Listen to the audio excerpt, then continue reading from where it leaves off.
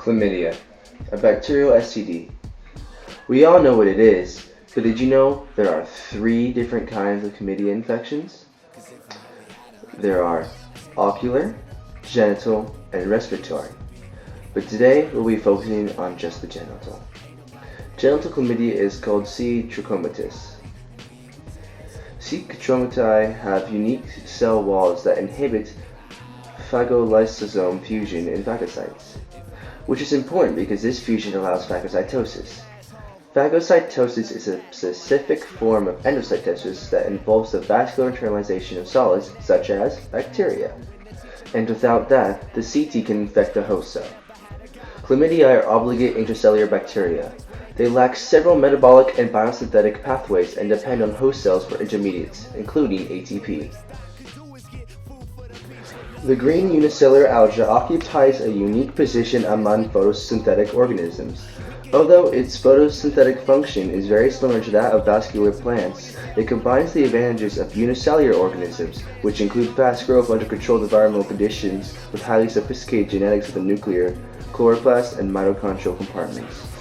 Now let's talk a little bit about the life cycle of chlamydia.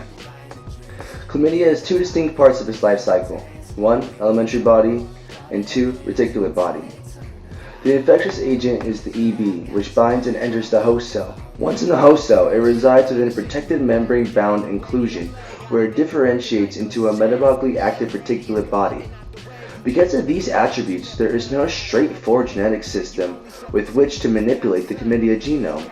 Therefore, scientists who work with chlamydia cannot easily knock out, mutate, alter, or add to the chlamydia genome.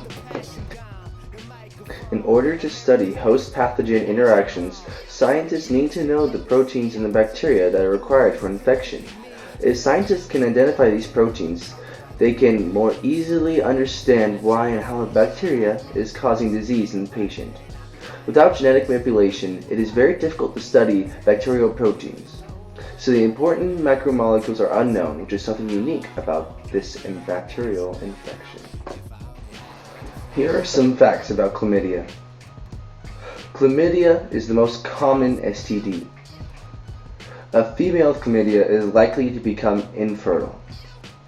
And people in between the ages of 20 and 24 are most likely to have chlamydia.